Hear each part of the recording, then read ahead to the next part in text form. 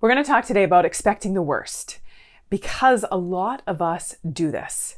When we are anticipating a situation or a circumstance that we don't actually know the outcome of, we often expect things to go badly. Whether it's a presentation at work, or it's having a conversation with your boss, or it's about going to a family gathering or a group gathering, or even hosting some kind of gathering in your home, and you are thinking about it and getting ready for it, and just all of a sudden assume that something is going to go wrong, that things are not going to go the way that you want them to, or that maybe even they're going to go terribly. And so let's talk about this, because you might be thinking that you're just being realistic or you're just preparing yourself, but there is a difference between preparing yourself for things not going the way that you want them to and always expecting them to go terribly and thereby feeling terrible the whole time leading up to the event, and then the likelihood of things not going well if you're going in thinking that they're going to go terribly. And we're going to talk about all this today. It's going to make a lot of sense, and it's going to help you have a different outlook on things and really understand why it's important that we do. Now, this isn't just about thinking positive and expecting that everything is going to go amazing all the time and everything you touch is going to turn to gold and there's never going to be any problems or setbacks or struggles in life. Absolutely not. That's not what we're talking about here. But we are talking about optional thoughts, optional perspectives, because we don't really realize that when given a choice, we don't actually think we have a choice. We just all of a sudden automatically assume that something is going to go badly without realizing that that is a choice in how we are thinking about it. But there are other options. And there are also options in how we think about things when things don't end up going the way that we want them to. We've got a lot to cover today. I think that you are going to get a lot out of this as soon as I changed my thinking in this way. So many things in my life changed. So many things in my life got so much better. We're going to talk about that as well. If you're new here, welcome to our incredible little corner on the internet. Take a second, say hello in the comment section below. If you are back again, it is always good to have you here. Take a second and say hello. And if you haven't yet subscribed to the channel, the button is about right down there so you can get notified when new videos come out. Either way, my name is Kristina, and I'm a registered clinical therapist, a researcher, a coach, and the creator of my incredible membership community, the Shift Society, that you can get more information about in the description below. This is where you all, people from here, who are watching these videos and doing this work, we're taking this work to a deeper level. I know a lot of you here are shifters already. But yeah, for the rest of you who aren't, get more information about it. Come and join us, taking this work to a deeper level and getting support along the way. I help heart-centered humans break through the crap that is holding them back so that they can like themselves and their lives more every day. And expectations, expecting things to go badly, is holding us back. And like I talked about, depending, it doesn't really matter what the circumstance or situation is, expecting things to go badly is not only going to make you feel terrible in the anticipation of the event, throughout the whole anticipation of the event, because obviously it feels terrible to think that something is going to go terribly and there's nothing you're going to be able to do about that. So you're going to feel terrible in the entire anticipation process, and then you're going to probably feel terrible in that situation. And then the next level is that if you think something is going to go terribly, then it's going to change. That's going to impact how you're showing up in that circumstance, and it's going to be more likely that it does not go the way that you want it to. Let's look at this. So let's talk about just, a presentation at work.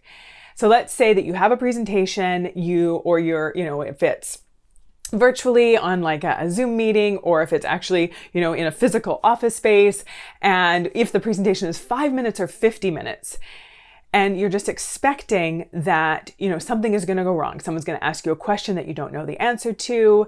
You're going to feel awkward and uncomfortable. You're not going to appear confident in how you're speaking, and people are going to be judging you. People might be doubting your abilities. People are going to be thinking about you, right? And then you're going to end up messing something up, looking awkward, looking silly, and then it's just going to go horribly.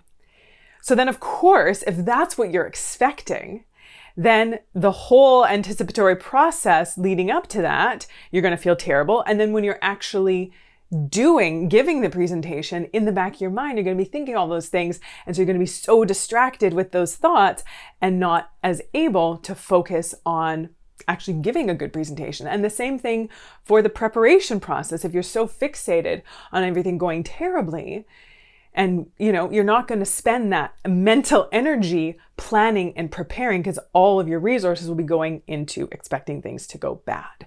And so then, double whammy. You are actually more likely to not do as well because you're not spending that energy planning and preparing for it. And then you're going to do it. It's not going to go well. And then you're going to say, see, things didn't go great. I knew it. I can't do anything right, and I'm not good enough. And, this is so awful. Same thing for any of those examples again, and most things in our lives. If you are anticipating going to a family gathering, an obligatory family gathering, when there is tension in some relationships, maybe your mother-in-law or your dad likes to make underhanded comments about your choices in life, your, what you're wearing, your body shape or size, your lifestyle choices, whatever that is.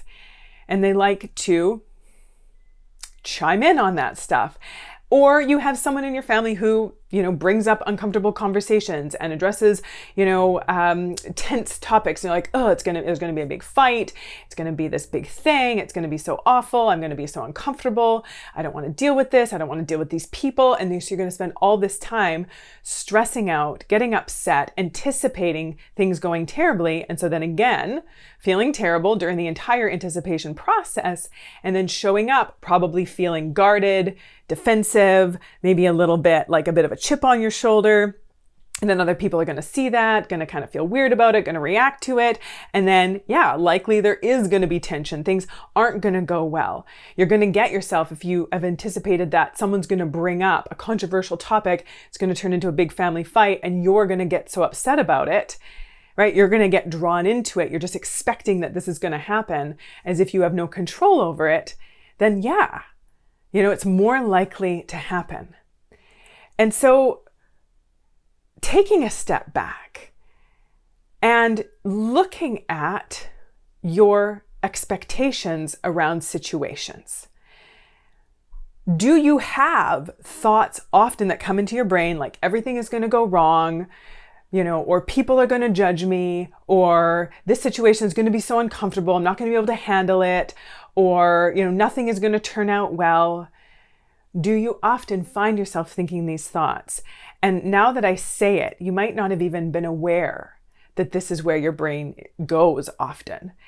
And now that I say it, you're like, oh, yeah, those are ways that I think a lot of the time. I thought that I was just being realistic. I thought that I was just, preparing for the worst. And like I talked about before, there is a difference between preparing for the worst and expecting the worst. So let me differentiate those two a little bit. So preparing for the worst means that I'm anticipating what could go wrong, and then I am planning for how I'm going to handle it. Right? There is an adaptive or functional feature there when I'm preparing for things to go wrong, and I'm actually just like, okay, if this doesn't go like this, or if it goes like this is what I'm going to do. This is how I'm going to handle it. This is how I'm going to deal with it. This is how I'm going to get through it. That's helpful because then I don't have to sit there fearing things not going the way that I want them to. I actually have a plan. So now I don't have to fear it because I know what I'll do about it. But then if I'm just expecting the worst, and just expecting that things are going to go wrong, things are going to be terrible, something awful is going to happen, and not doing anything to mitigate that, then I'm just going to be sitting and feeling terrible. And nothing good is going to come out of that. And like we talked about, likely something not so helpful is going to come from that. We often spend so much of our time and energy expecting the worst without even knowing for sure that things are going to go that way. But at a deeper level, it's not even the outcome that we are most afraid of. It's not even things not going the way that we want them to that gives us the most anxiety. It's what we are going to make that outcome mean, and even what we are going to make that outcome mean about us that we are most afraid of. Because an outcome is just an outcome. Things not going the way that you expect it to go doesn't really, most of the time, mean anything. It's just an outcome. This is what happened and this is how it turned out. So then what am I going to make that mean? Right? If I give a presentation at work and someone asks me a question that I don't know the answer to, am I going to make that mean that I'm an idiot, that I'm, a fish out of water, that I don't deserve this role? Or am I going to make it mean that I haven't learned that stuff yet? That that's not part of my knowledge bank. So it's actually not a problem. It's just a situation that has no inherent meaning other than the meaning that I give it. And so thinking about this, when things happen the way that you don't want them to happen, what do you make that mean? Do you make it mean that you're not good enough, that you can't have the things that you want, that you don't have what it takes, that, everything is awful and you can't stand it and this is so terrible? But why? Does it have to mean that? You don't have to overly attach to the outcome. You don't have to insist that things be a certain way so that you can be okay. That is an option. You can think that, but you don't have to. You can attach more loosely to your outcomes. You can go into things, most situations, saying, it could go this way, it could go that way, but either way, I am in charge of how I think about that. I am in charge of what I make that mean. For me personally, this was such a big part of my own journey that I used to attach so tightly to outcomes, and I would make outcomes mean certain things about me, about my abilities, about my intelligence, about my competency, about my worthiness as a human being, you name it. And I found that when I would attach all of that to my outcomes, it would do two things. It would stress me out when I was actually anticipating the project or whatever it is that I was working on, whatever it is that I was creating or building or, putting together. I would feel stressed out the whole time because I'd be telling myself, it has to go this way. What if it doesn't go this way? What if it doesn't turn out well? I need it to go like this, right? And I'd attach so tightly to the outcome and I'd be so stressed and so anxious the entire time. And then if things didn't go the way that I wanted them to, which has happened several times in my life, I have failed several times. And failure to me used to feel so awful, because of what I would make it mean about me. I'm not good enough. I don't have what it takes, right? I'm not cut out for this. Why is it so easy for everyone else? Why is it so hard for me? Why do other people just seem to get what they want and I can't, right? And I would just make it mean all of this. And then I'd feel terrible. So it would do that. I would feel terrible throughout the planning and preparation process. I would feel terrible if the outcome wasn't what I wanted it to be. And then I would avoid doing things in my life. I would avoid taking things on. I would avoid stepping up and stepping into my life in bigger and important ways for me. I would stop myself from doing the things that I wanted to do, from pursuing the goals and the dreams that I wanted to pursue, from building the things that I wanted to build, because I was not afraid of failing. I was afraid of what I was going to make it mean if I did. I was afraid of how I was going to treat myself. I was afraid of the worst thing happening and then how awful I would be to myself if it would. And so learning to attach less tightly to our outcomes, learning to not only not expect the worst, but be okay if the quote unquote worst happens, which when you start changing your brain in this way, there really stops becoming such thing as the worst, where you're just like, you know what, I'm going to get an outcome and it might not be exactly what I want, but then I am going to decide what I'm going to do with that. I'm going to decide what I make that mean. I get to decide how I'm going to feel about that. And as soon as that happens, then it takes away that stress, that anxiety, all that fear, the avoidance, right? We're not avoiding failure. We're not avoiding the worst case scenario. We are avoiding what we are going to make it mean, and thereby how we are going to make ourselves feel if that happens. When I started switching my relationship with my actions and my outcomes, everything changed. I just started showing up more in life. I just started trying more things. I just started doing more things. I started having more fun and enjoying it along the journey because I wasn't so afraid of things not going the way that I wanted them to go. Not only did I stop expecting the worst, I started knowing that if the worst, quote unquote, worst happened, I would be okay. And in the work that I've done with clients and with people in the Shift Society, we've been doing this work about attaching more loosely to things, about changing what we make outcomes mean. What we make the situations and circumstances and people, interactions with people, what we make that mean. And when we change how we think about things, we change how we experience things, and we change our entire lives. So going forward from here, I want to invite you to do a little experiment. Over the next couple days or even the next couple weeks, I want you to practice expecting things to go well. You can also just practice expecting things to go fine. And if you want to take it a step further and do it at a deeper level, practice expecting that no matter what happens, you will be okay.